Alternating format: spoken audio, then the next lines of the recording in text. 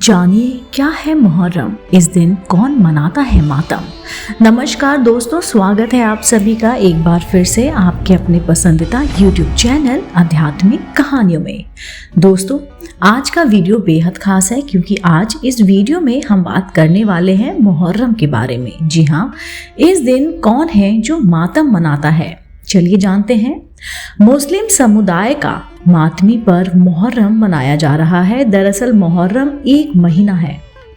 इसी महीने में इस्लाम धर्म के नए साल की शुरुआत होती है। मुहर्रम की 10 तारीख को हजरत इमाम हुसैन की शहादत की याद में मातम मनाया जाता है। इस दिन हजरत इमाम हुसैन के फॉलोअर्स खुद को तकलीफ देकर इमाम हुसैन की याद में मातम मनाते हैं। चलिए जान लेते हैं क्यों मनाया जाता है मुहर्रम। इमाम हुसैन और उनके फॉलोअर्स की शहादत की याद में दुनिया भर में शिया मुस्लिम मुहर्रम मनाते हैं। इमाम हुसैन पैगंबर मोहम्मद के नाती थे जो करबला की जंग में शहीद माने हुए थे। मुहर्रम क्यों मनाया जाता है, इसके लिए हमें तारीख के उन हिस्सों में जाना होगा जब इस्लाम के खिलाफत यानी खिलाफा का राज था। ये खिलाफा यानी कि इसको खलीफा भी बोला जाता है। ये खलीफा पूरी दुनिया में मुसलमानों का प्रमुख नेता होता था। पैगंबर साहब की वफात के बाद 4 खलीफा चुने गए थे। लोग आपस में तय करके इसका चुनाव करते थे। इसके लगभग 50 साल बाद इस्लामी दुनिया में घोर अत्याचार का दौर आया। मक्का से दूर सीरिया के गवर्नर यजीद ने खुद को खलीफा घोषित कर दिया। इसके काम और उनके काम करने का तरीका बादशाहों जैसा था जो उस समय इस्लाम के बिल्कुल खिलाफ था। तब इमाम हुसैन ने यजीद को खलीफा मानने से इनकार कर दिया। इससे नाराज यजीद ने अपने राज्यपाल वलीद पुत्र अतुवा को फरमान लिखा, तुम हुसैन को बुलाकर मेरे आदेश का पालन करने को कहो। अगर वो नहीं माने तो उनका सिर काट कर मेरे पास भेजा जाए। राजपाल ने हुसैन को राजभवन बुलाया और उनको यजीद का फरमान सुनाया। इस पर हुसैन ने कहा, मैं एक व्याभिचारी, भ्रष्टाचारी और खुदा रसूल को ना मानने वाले यजीद का आदेश नहीं मान सकता। इसके बाद इमाम हुसैन मक्का शरीफ पहुंचे ताकि हज पूरा कर सके।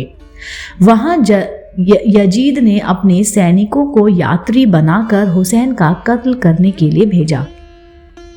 इस बात का पता हुसैन को चल गया और लेकिन मक्का ऐसा पवित्र स्थान है जहां किसी की भी हत्या हराम है।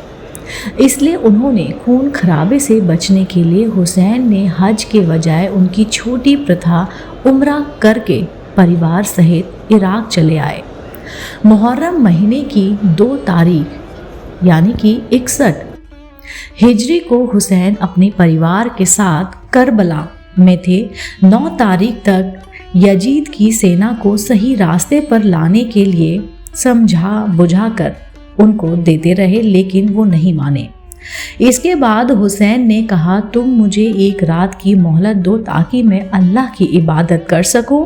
इस रात को आशूर की रात कहा जाता है। अगले दिन तब सिर्फ हुसैन अकेले रह गए थे, लेकिन तभी अचानक खेमे में शोर सुना। उनका 6 महीने का बेटा अली असगर प्यास से बेहाल था।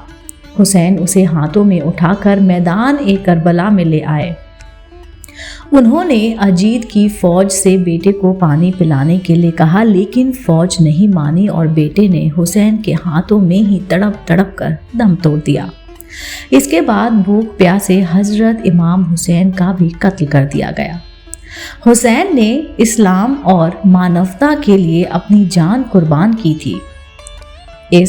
इसे आशूर यानी मातम का दिन कहा जाता है। इराक की राजधानी बगदाद के दक्षिण पश्चिम के करबला में इमाम हुसैन और इमाम अब्बास के तीर्थ स्थल हैं।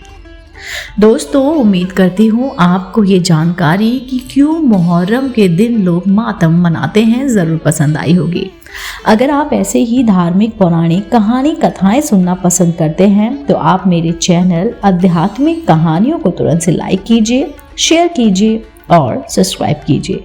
मैं आपको मिलती हूँ जल्द ही इसी चैनल पर नई रोचक जानकारी और कहानी के साथ। आप देख रहे थे आपका अपना पसंदीदा YouTube चैनल आध्यात्मिक कहानियाँ।